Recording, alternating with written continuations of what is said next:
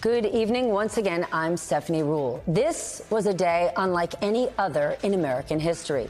Donald Trump, a former commander-in-chief, appeared in a court as a defendant in a case brought by the government he once ran. A dark, dark day and a sad day for this nation. This afternoon, Trump made the short trip from his Doral Golf Club in Miami to federal court. As his motorcade arrived, a small crowd of supporters was gathered outside the courthouse. Inside, Trump was arraigned on 37 felony counts, 31 of them in violation of the Espionage Act.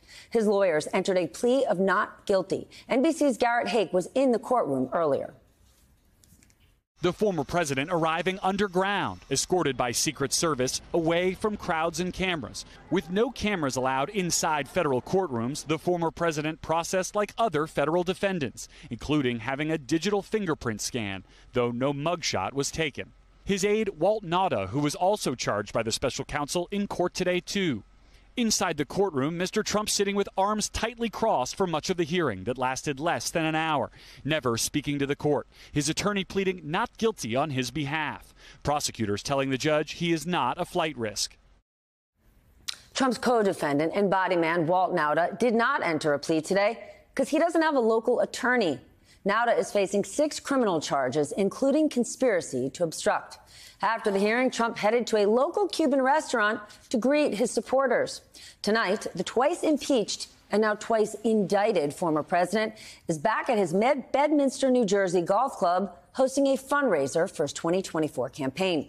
There's a lot to cover, but I want to start with Harry Litman, former U.S. attorney and former deputy assistant attorney general.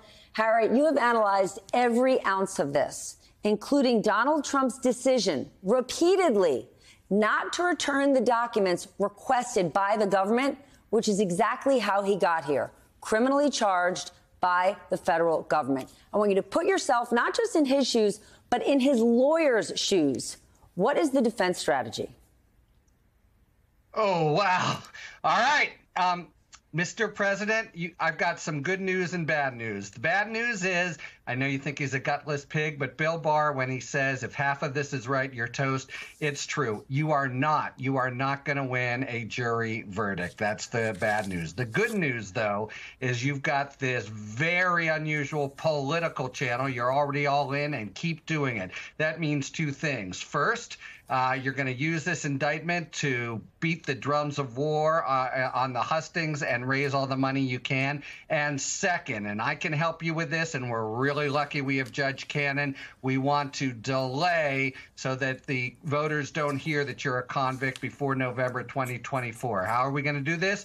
We've got 3 at least meaty issues: prosecutorial misconduct, classified documents, and the Evan Corcoran notes. I think they're all candidly, and don't shoot the messenger, and please pay me at the end of the day, I think candidly they're all losers, but they eat up a lot of time. Prosecutorial misconduct will have hearings and the like, and I think we have a really good chance, especially with Cannon there, of getting this all past November, and then you're on a whole new board, a whole new game if you or even DeSantis win. So it's the exact opposite of what I would normally tell a criminal defendant, but you're playing on a different board. That's our best shot. But then let's talk about those 2 different courts, right? The court of public opinion. Donald Trump is out there, along with his allies, falsely saying what he did is the same as Hillary Clinton. It's not.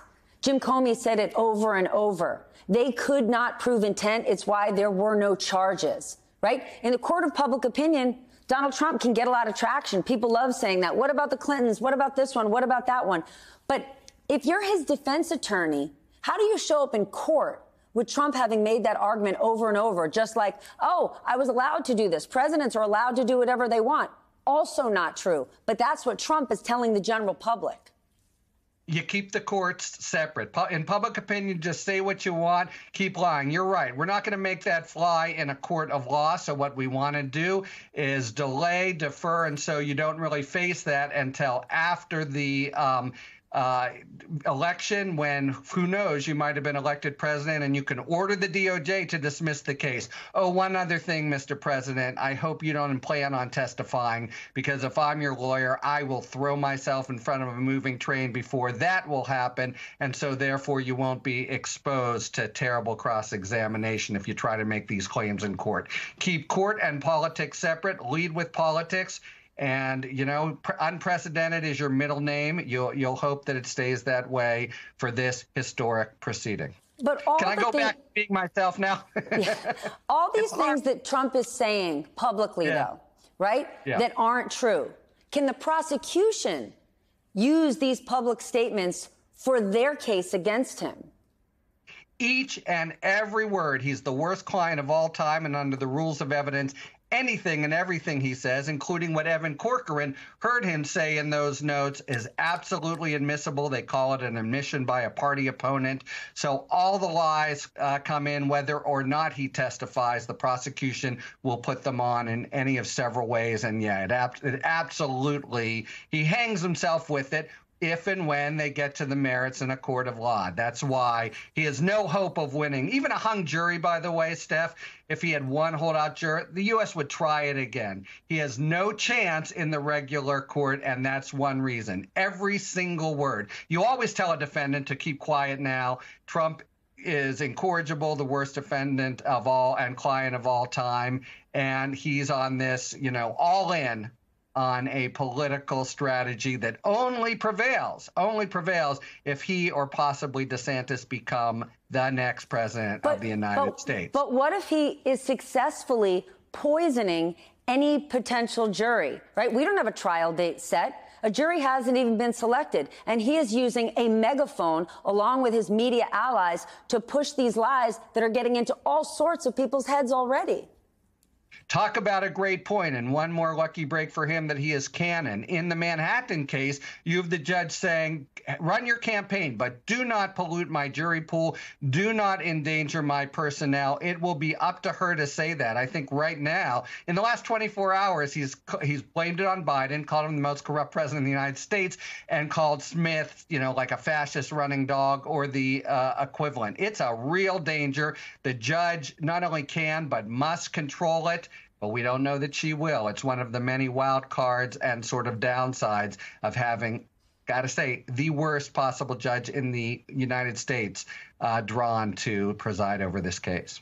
Quick fact check. While this is a dark day for our country, this is our justice system working. Yeah. The White House, the president, has absolutely no ties to this. There are three separate but equal branches of government. And to the best of all of our knowledge at this point, Jack Smith has followed the letter of the law. It is working. 100%. The justice system is slowly working.